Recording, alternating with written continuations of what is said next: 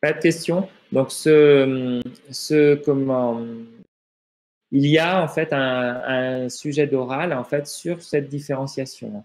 Et notamment, il y a même des sujets qui comparent la différenciation et l'induction. Donc, ça veut dire qu'il va falloir être capable justement de montrer en fait cette différenciation. Et donc, du coup, ce schéma-là, il est important parce qu'il vous montre les différents niveaux de contrôle et leur ordre. Tout au-dessus, on a bien les facteurs paracrines. Ensuite, on a les gènes homéotiques. Et puis ensuite, on a les facteurs de transcription classiques, entre guillemets. Hein. Et puis, vous pouvez retenir, si vous voulez, l'effet des facteurs de croissance, là. Mais ça, c'est plus anodin, enfin, c'est plus en remarque, entre guillemets. Alors, du coup, on a du coup terminé en fait ce chapitre sur le développement embryonnaire. Et on voit finalement qu'on était parti en fait d'une cellule œuf, d'un zygote qui a permis de produire des milliards de cellules qui ont tous le même génome. Hein. Et on voit qu'ensuite, ces cellules, elles se différencient progressivement en fonction de leur position dans l'organisme, hein, ce qui aboutit du coup à la formation d'organes spécialisés qui occupent une place bien particulière dans le plan d'organisation. Par exemple ici, nos muscles squelettiques striés seront rattachés au squelette et permettront de faire bouger du coup mon organisme. Tout ça, on a vu que ça se faisait par des cascades d'induction. Hein.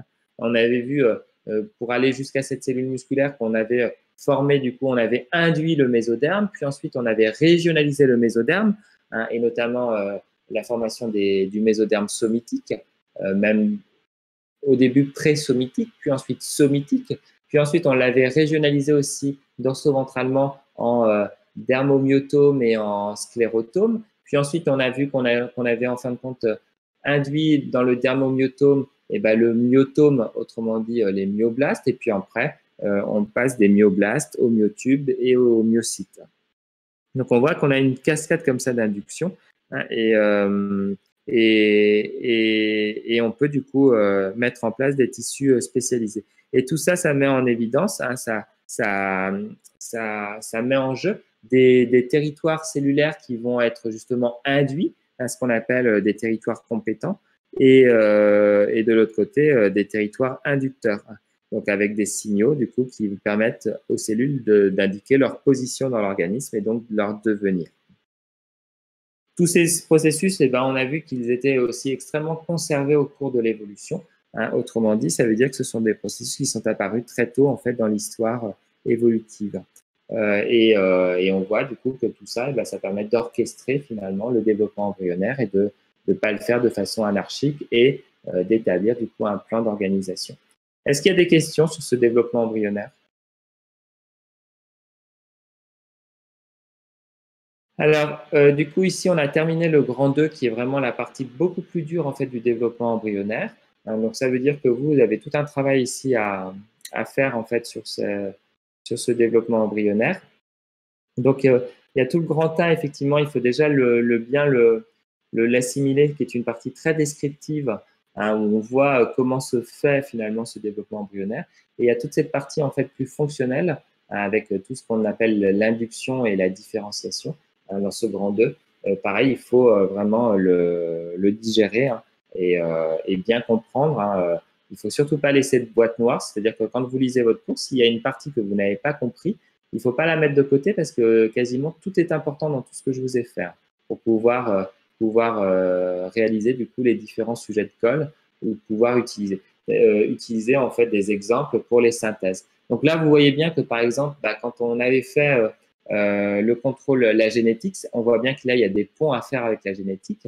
Puisque quand on avait vu le contrôle en fait de l'expression et qu'on avait parlé de facteurs de transcription spécifiques, hein, de facteurs spécifiques de transcription activateurs et inhibiteurs via des séquences régulatrices enhancer et silencer, et là, vous voyez bien qu'au lieu de garder un schéma très théorique, et là, vous pouvez prendre plein d'exemples. Hein. Vous avez plein d'exemples avec des noms comme goussécoïde ou comme siamois qui intervenaient dans l'induction, la régionalisation du mésoderme pour donner du coup des exemples précis, hein, de facteurs spécifiques de transcription. Hein.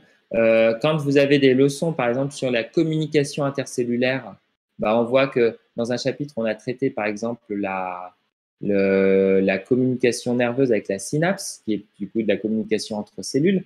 On avait vu aussi des exemples de communication hormonale, hein, avec l'exemple de la vache notamment. Et ben là, vous avez un troisième type de communication qui est la communication paracrine, avec du coup des facteurs paracrines, comme par exemple nodal.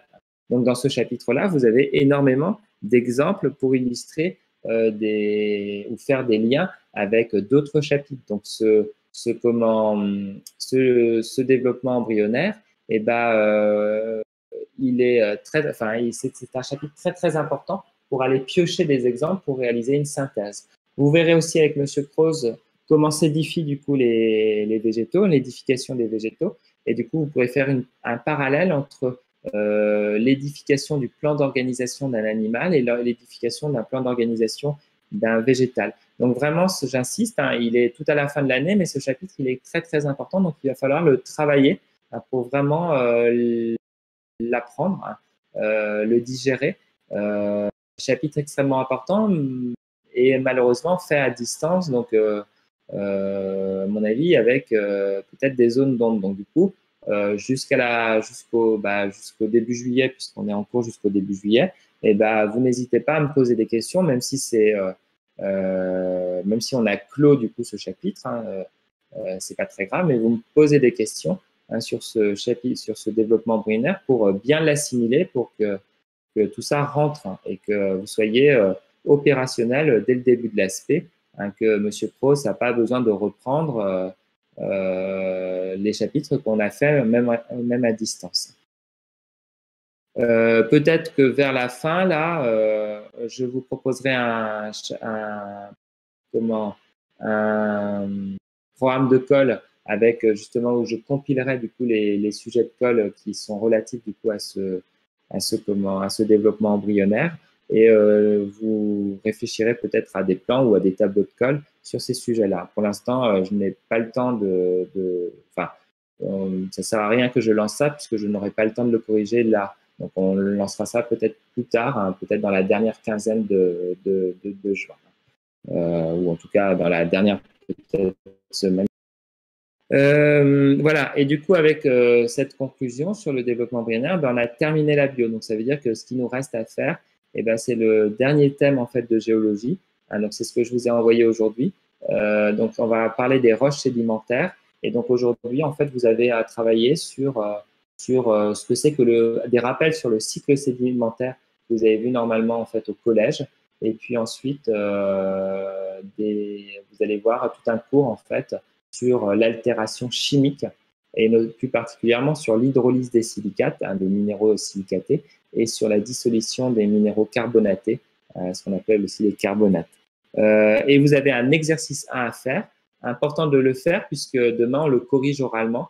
Donc si vous ne l'avez pas fait, vous serez complètement perdu et ça ne servira pas à grand chose, hein. Donc vous avez un exercice. Donc si vous avez des difficultés, pareil, vous n'hésitez pas à me poser des questions, hein, de façon à ce que je vous donne des conseils et que je vous débloque sur la réalisation de cet exercice, qui n'est pas un exercice très difficile si vous avez étudié. Est-ce qu'il y a des questions? Monsieur? Oui. Oui. Je me demandais, ce développement embryonnaire, il est semblable un peu pour tous les bilatéraliens? Oui, exactement. Donc, en fait, tout ce que tu as vu, notamment les gènes homéotiques, la faction, donc c'est contrôlé, c'est-à-dire en gros des facteurs paracrines qui sont sécrétés par des structures environnantes qui vont déterminer la structure du coup qui reçoit ces facteurs. L'expression de gènes homéotiques, d'ailleurs de gènes homéotiques qui sont extrêmement conservés, c'est-à-dire que si tu prends un gène homéotique d'une espèce et que tu la mets dans une autre espèce, et que tu remplaces en fait que tu prends ce gène homéotique d'une espèce A et que tu remplaces le gène homéotique d'une espèce B, le développement embryonnaire va bien être mené. Tout ça, effectivement, c'est des processus qui sont extrêmement conservés au cours de l'évolution dans le grand groupe des bilatéraliens, c'est-à-dire des animaux qui ont une symétrie bilatérale. D'accord?